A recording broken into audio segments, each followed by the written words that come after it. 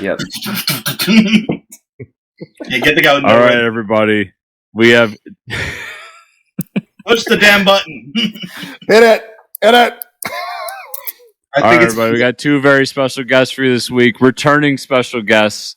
Everybody, welcome back, Mark and Alex from Wayward Raven. Welcome, Hey, guys. What's going on? How are you? Yo.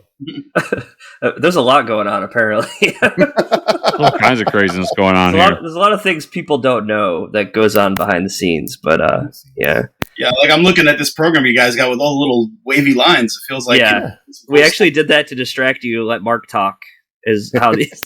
I mean, It's like a cat toy. He's like, He's trying to scratch at it and shit. ooh, the wavy lines. They go up and down.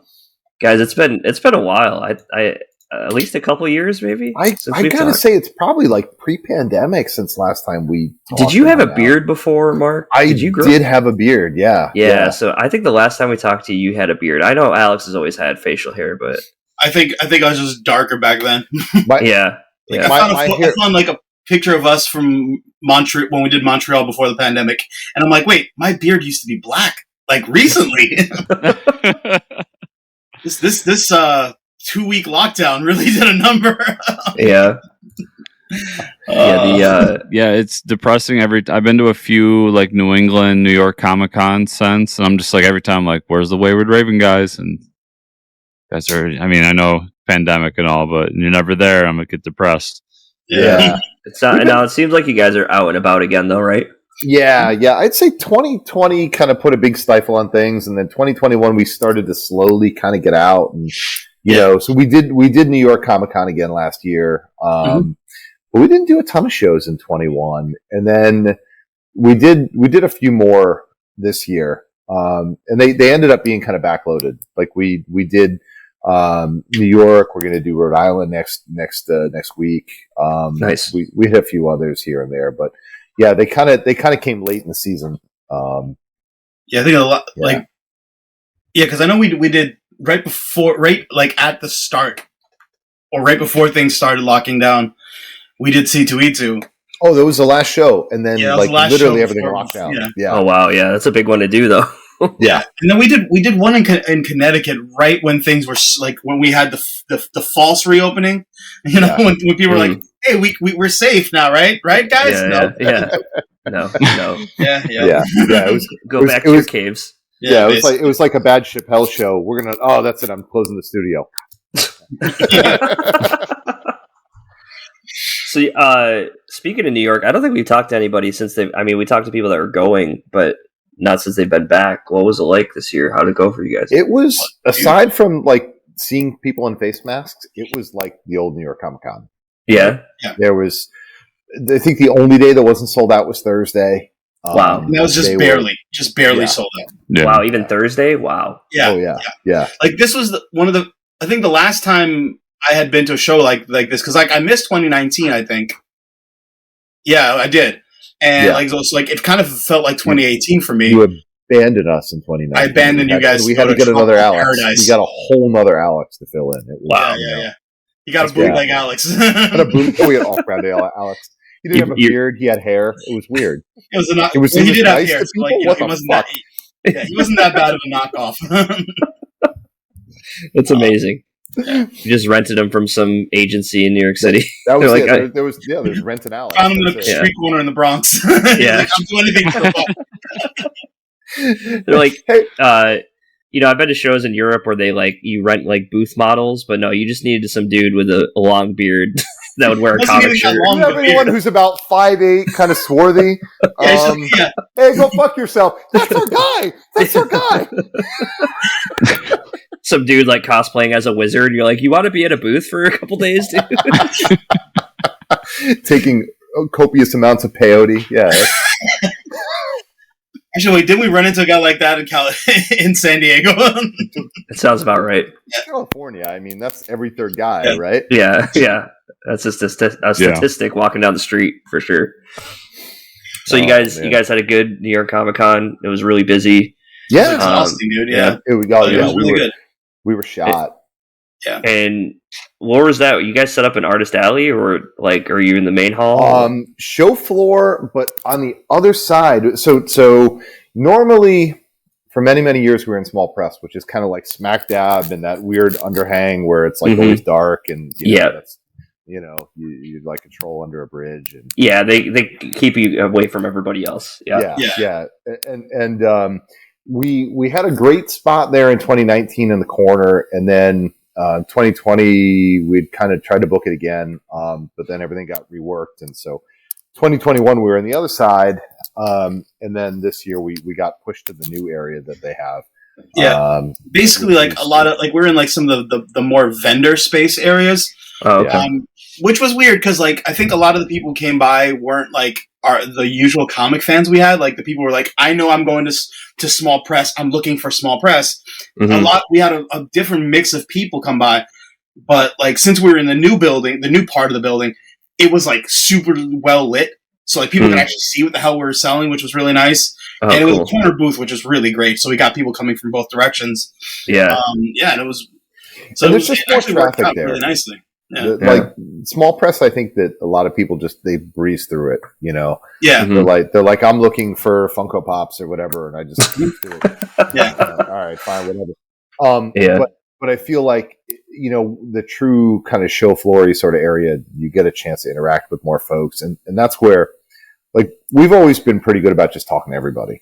I'm a big proponent of just, hey, listen, what, if I don't talk to you, you're not a sale. Right. But if I do talk to you, maybe I've turned you on to something new and different and interesting, Did you guys bring a beer this year or what? We did. Yeah. I had 2 different wheat beers. I had a German style Hefeweizen, which is always my favorite. That's the one I love bringing. And then I also had a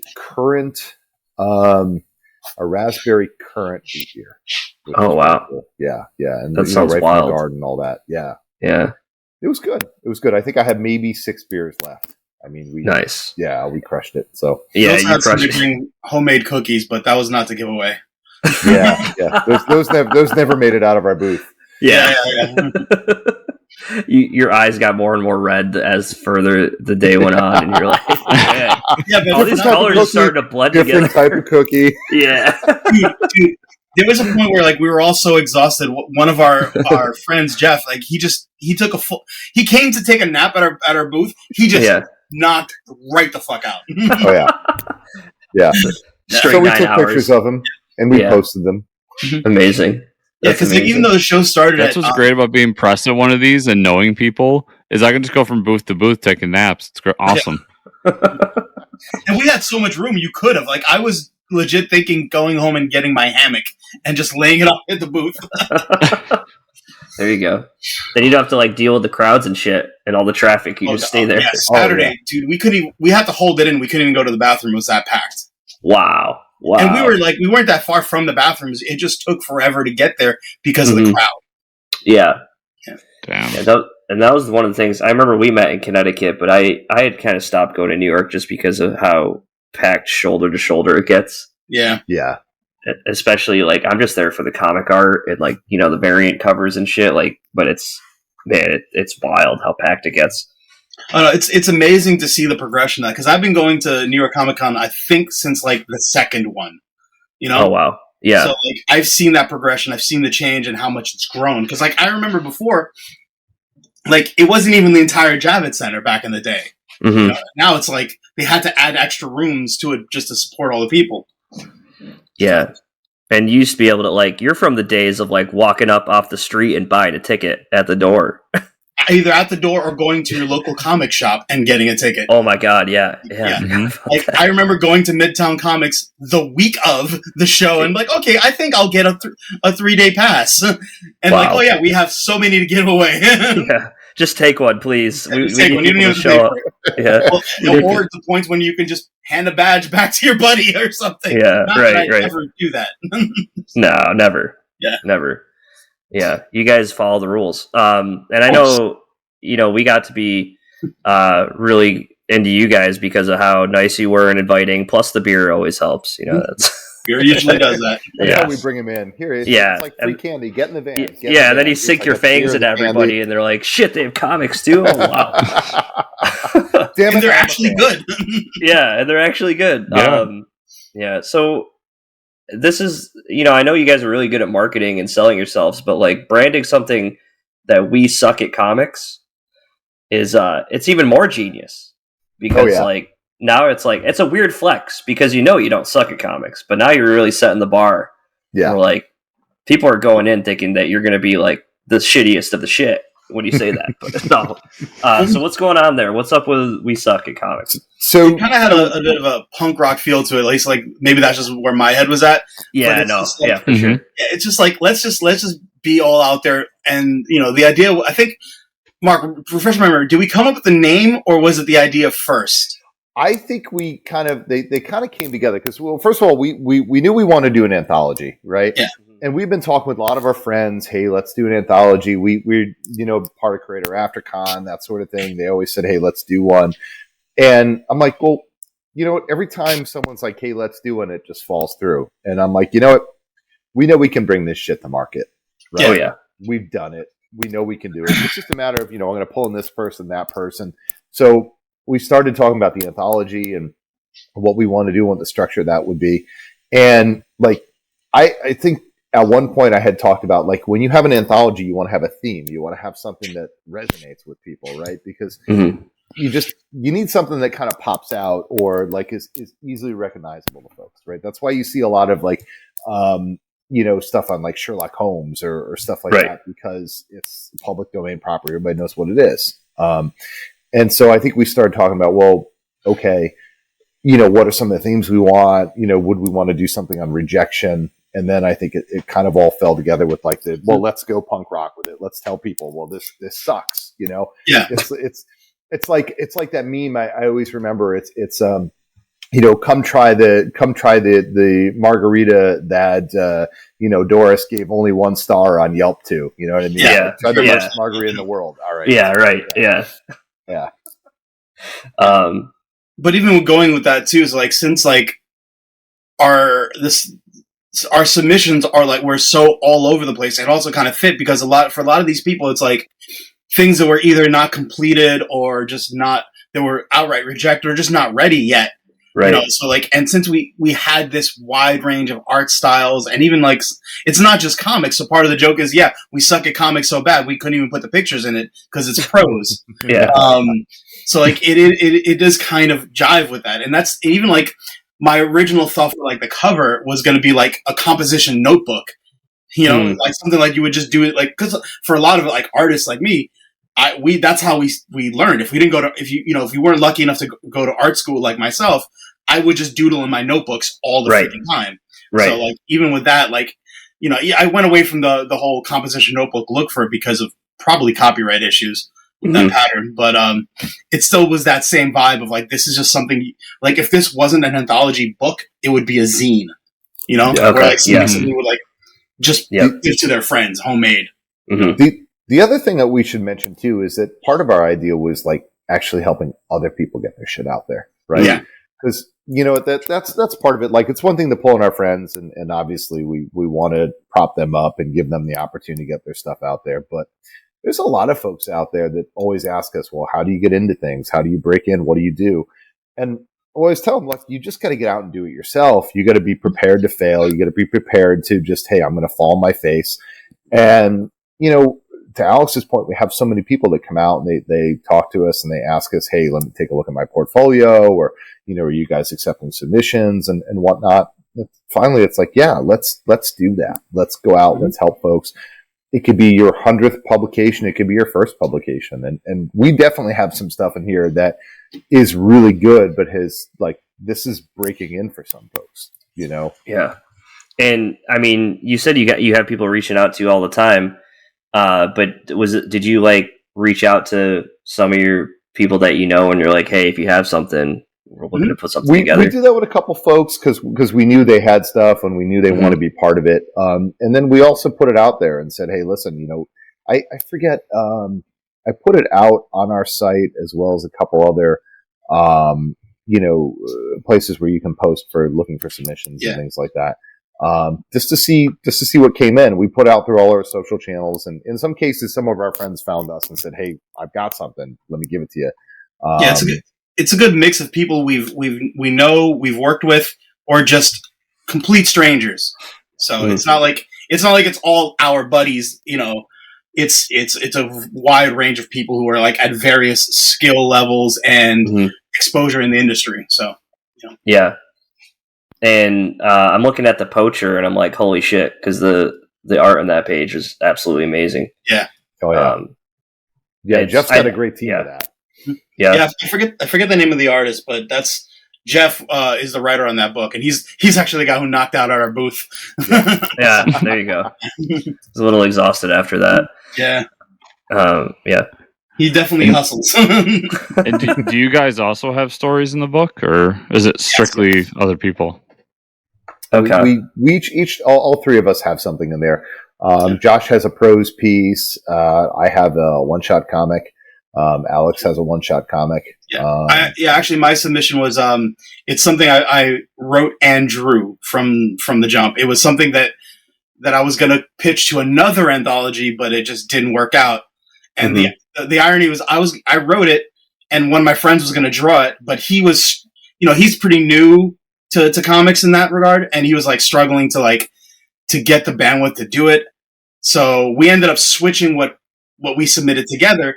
And for this book, for this one, I ended up just said, I'm going to draw the whole thing. But he is now taking the artist role with another friend of ours who wrote it. So it's like, and he's one of the guys where like we're kind of coaching and helping him get into that rhythm of like drawing consistently. So it's like, it is kind of educational in that regard for him and a few others in the book. So that's awesome. Yeah. I know I'm super excited. I love anthologies, and I like that you guys are getting into that and bringing other people along. I think that's awesome. I'm surprised how popular they are. I mean, I don't think we ever thought about it before, but there's so many great short stories and things out there that I just always assumed everybody was going to make a full-length comic or a graphic novel, or they want to tell a long story. Yeah, I don't know. You almost see that happening now with like TikTok and all that shit. It's like you consume something fairly quickly, and like you want to go find something else right after, So it's like maybe that's kind of why it is. I know for me too, it's like to sit down and read like a whole full run of something. I just don't have the commitment for that anymore. And even like my anthologies, I'll read them and I'll like get a couple stories done, and then I'll put a bookmark in it, set it aside.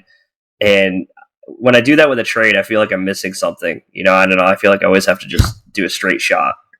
I like it because anthologies, you get so many different creators in there, and I always say this, especially, I mean, this goes for any anthology, but we say on the show with like when the big two do them, that's people trying out for comics, basically. Like that's the minor leagues for comics. So you can kind of find creators you like through these anthologies as well. That then later on, I go and find out they're doing this whatever book over here, and I go check that out. So that's one of the reasons I really like anthologies. Yeah, I grew up reading heavy metal and probably picked it up younger than I should have been, but it definitely was what helped me get into not just comics, but exposed me to like stuff outside of the big two, like just all these weird different stories, different art styles. It was like, and for me, an anthology made perfect sense in that regard. It's like, this is my entry into comics.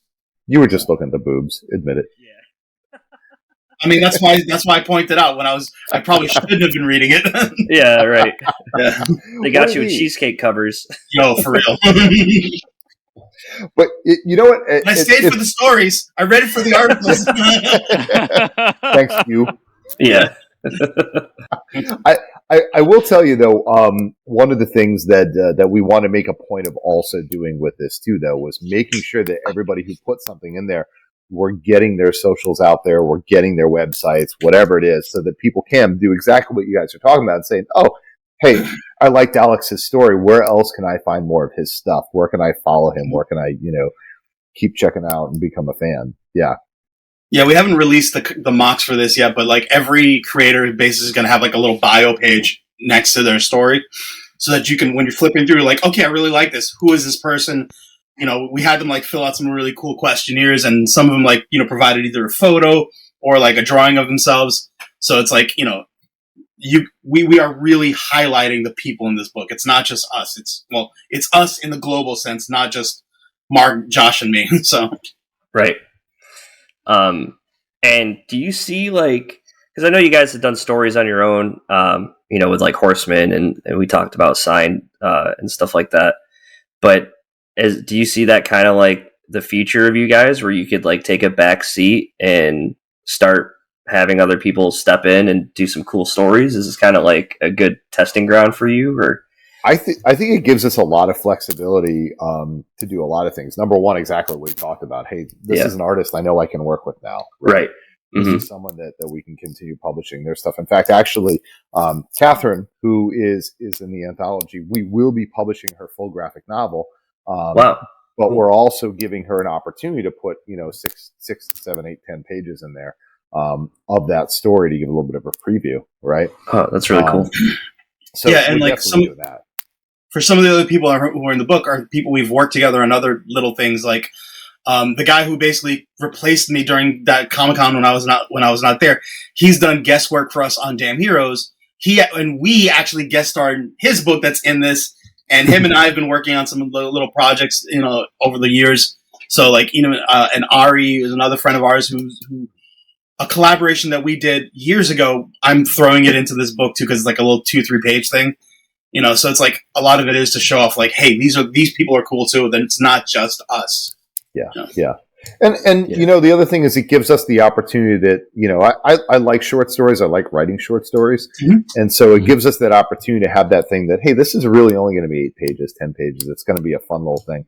I don't need to make an epic novel out of every single thing. I don't need to, have a 500-page graphic novel on every idea that I have.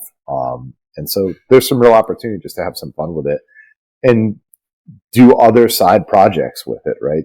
I think we still both are going to want to put out comics and graphic novels and, all sorts of other things, but it's just one more medium. Yeah.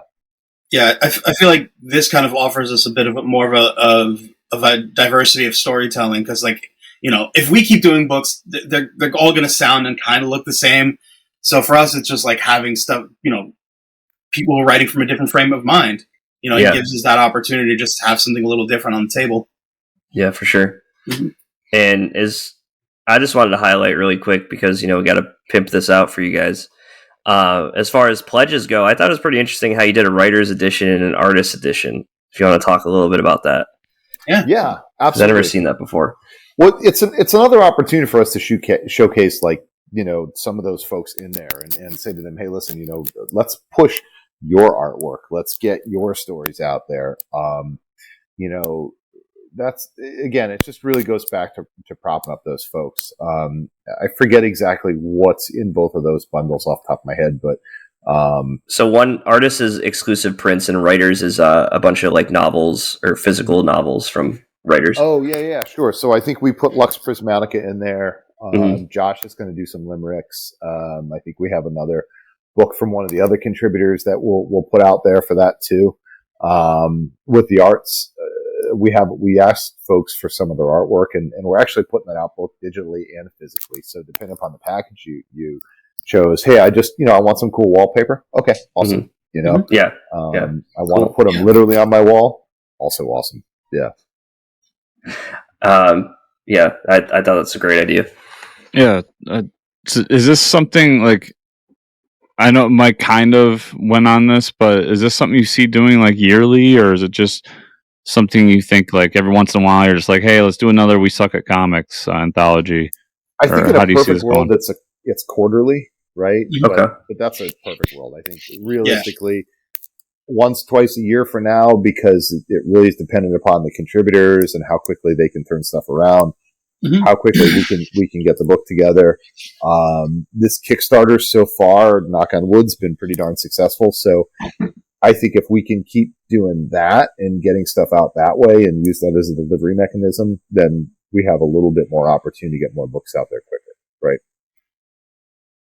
I think it's a great idea. I was just looking for the NFT reward, but there's nothing there, guys. I'm a little pissed, but Yeah, sorry. I'm probably one of those. We have different NFT feelings on that. So. Yeah. No, we just had to talk about that in the comic news today, so it's just like on my mind. I'm like, thank God there's no NFT. I wouldn't even know how to use it either way. Like, do you smoke it? I don't. What do you do with it after? I don't know. I thought as a joke we could just do like we could do like a trolling NFT or something like that. Yeah. Middle finger or something. No, we'll call them physical NFTs. We'll send you a piece of paper. You can upload it and then exactly, and sell it to yourself. But you have to burn it. Oh, actually, no, that would have been great. We have like a printout of something. We light it on fire, and then we'll be like, "Oh shit, we forgot to upload it." You just send them the video. The NFT is just the video to them of you burning it. There you go. That's a fantastic idea. Or I think it's Scout Comics now that does like you can get a digital comic, but you buy the like piece of cardboard with the QR code on it or something like that. And it's like I don't know how that shit works. I don't know. We did label one of our rewards as the tree saver, so we're going for more of a environmentally friendly thing. We'll just send you a PDF and not send you a piece of paper. Yeah, exactly. And I'm probably going to go for that just because I have no more room on my bookshelf for stuff. But I've always been a fan of digital, so I'm glad you guys are doing that. Yeah, and because I hate the environment, I got the physical one. So, hey man, fuck the earth.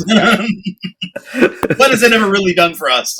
Yeah, Chris is like, fuck the earth. Absolutely I'm going to be God. I can sit here in my basement all day. It's fine. We've definitely been trying to play around with like some ideas for like digital stuff.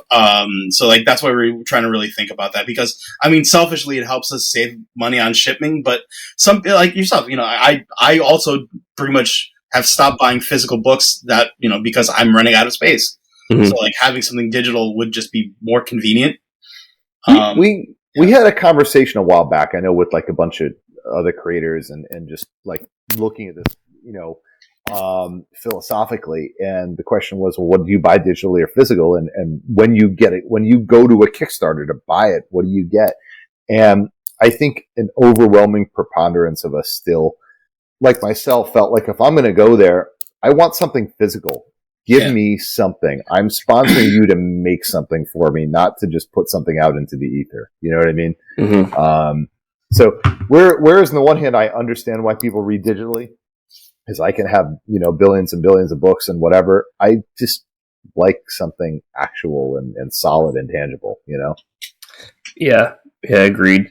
But I need like a warehouse to expand to start fitting all my stuff. Maybe I'll just rent a warehouse just to put all my pop figures. Having physical books was great when I used to work for a storage company. Yeah, so I got all exactly. There you go. There's I'm sad because there's no beer option on here, guys. But we would have loved. We would have if we could have. We would have.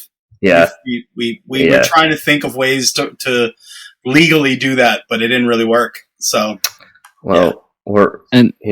that's a great transition, because when we get in the Fortress of Comic Brews crossover happening, when's this happening? Fortress of Comic Brew. I would, it's got a nice ring to it. I don't know. Yeah. And it could even be a Hefeweizen because it's your favorite, Mark. It's one of my favorites to make. It really is. Yeah. It's just such a great. It comes out so well. Although the best beer I ever made was it was a bacon. It was a bacon maple stout. Oh my god, that sounds awesome! It was really good. I made another really good one that was like a jalapeno chocolate peanut butter. I remember that one, the chocolate peanut butter jalapeno. That one was pretty good. Yeah, that sounds interesting. The bacon one though. That one was like silk. I mean, it just we literally were using maple syrup in it, and it just it came out. It was amazing. Yeah. Speaking of beer, Mark didn't make this one, but when I went to his house once to brew, I still can't forget that damn corn chip, the corn chip and salsa. Oh, beer. What? I can't remember. I can't forget that one. It's like, it was insane. Was it good or bad? It was interesting. Okay. It was technically a sour. It was made by Tox Brewing. I think they called it chips and salsa, and Yeah, it That's amazing. tasted exactly like chips and salsa if I could make it into liquid form. Wow. And yeah, because some And of I haven't those seen it since. some of those novelty beers are a little discomforting or something like that. Because like I remember when we were in Atlantic City, we had a pastrami beer and a fennel cake beer. Oh my god, and that was not great. Like the fennel cake was good as like a half pint, but like a full glass of that was just too much. It was too sweet, and the pastrami one just was. It tasted meaty, not in a good way. I liked how you called it discomforting. Like you were talking about hemorrhoids. Like, they really hurt. It made me uncomfortable. It was like this feels weird. Like I want to choose this beer. I want your beer is like lancing in a boil on my bottom. Oh, exactly. That's amazing. Why is this beer giving me the meat sweats? Yeah, I've never had a beer that I want to describe. Sounds like my kind of beer. Yeah, I don't want to describe a beer as meaty ever again, please. Yeah, I beer's got a bite to it.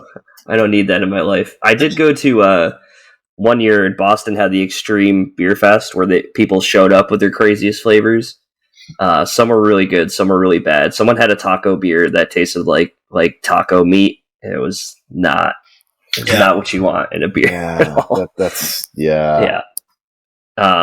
So I know you guys said you're going down to Rhode Island next week? Yeah. Are you bringing a beer with you there? So actually, it's funny. We're not. I'm going to bring hot sauce this time. Oh, so you're doing hot sauce now? Yeah, we did a little bit of that. I have, and again, because staying on point, I can't just make normal shit. I have a bourbon brown sugar habanero hot sauce. Wow. I have a raspberry habanero hot sauce. We have a pineapple one also. Oh, nice. Maybe we should just forget bringing comics to the show. I'll just bring 4 racks of ribs in my grill. And we'll there you go. Outside of the rooms of convention. Just have a smoker going. Yeah. I might take the trip over to Rhode Island just for that pineapple hot sauce. That sounds good. Yeah, that sounds pretty great. Yeah. I'm pretty excited about it. I made a normal one for people who just like a basic burn, jalapenos and whatnot too. Yep. Can we call it the basic bitch? Yeah, we can call it the basic bitch. Yeah, I'm the hot sauce bitch. I can't take anything more than like a jalapeno. Even sometimes a fresh jalapeno will kick my ass. I know, scares me from jalapenos for weeks. So what's going on with the Kickstarter? You guys have 17 days left, right? Did I see? Yeah, 17 days to go. Right. Are you going to be chatting about it at the con at all? You don't have any issues yet, right? You still got to get it all printed and stuff. So we don't have it yet. We will be bringing some basically things to hand out to people so they can go follow and whatnot. But the best thing we're actually going to do is anybody who goes to the con, sponsors it right there in front of us, can show us, hey, listen, I backed you. We have some free goodies for them that they'll get, on the spot. So nice. We support bribery. Yes. Yeah, in all of these forms.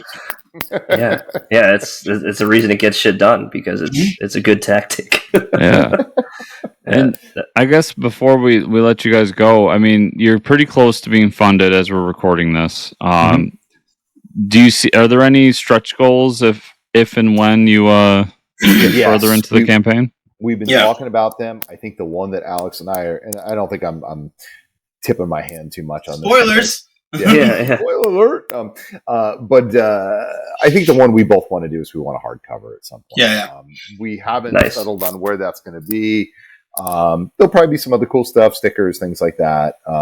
But that's the big stretch goal that I think we want to hit because I just feel a hardcover book is the fucking bomb hardcover definitely. Yeah. We joked about like a holographic lithograph if we can get to that point, but that's super stretch goal. That's when we get to the fuck you money part. I didn't. Mike's going to the comic shop in December just to get those embossed foil DC books because he's like, I like shiny things. Can I tell you? There's I say that I don't buy physical editions until there's a hardcover foil cover. Yeah. So I mean, if that becomes one of the options, I might have to switch. So I'm just letting you know. We're putting it out there. The faster we can get past this goal to that one, yeah, fuck it. Let's do this.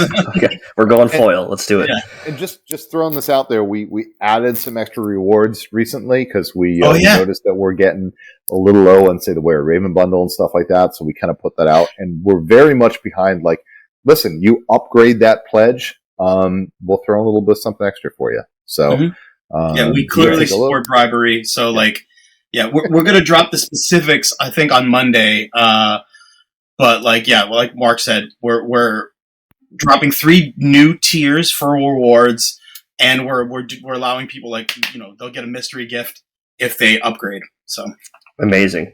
Yeah. Love it. Yeah, guys, it's always a pleasure to have both of you. You're always welcome back here. You know that. And you're a glutton for punishment, aren't you, son? Yeah, that's what it is. I'm like, we haven't burned this bridge yet. I saw you on the schedule. I was just like, oh fuck. All right, well, fuckers again. Let's. How much bourbon do I have left? All right, let me pour half the bottle out and just fucking power through. No. You guys are always great. Love having you. And where can we send all our listeners, followers that haven't heard you guys before? What's the best place to follow you guys? The most centralized is always waywardraven.com, but we're at Wayward Raven on Twitter, Wayward Raven Media on Insta, on Facebook. You can go right to actually waywardraven.com/we suck, and that will take you to all the Kickstarter stuff. Perfect. Go right on the Kickstarter, and we suck at comics, right in the anthologies too. Awesome. Yep. And as always, everybody out there, those links will be in the show notes down below. So make sure to check out the Kickstarter after you listen to this. Guys, thank you so much once again for being on. And as Mike said, always welcome back. We'll have to do this again. Yeah. Thank you very much. Thanks.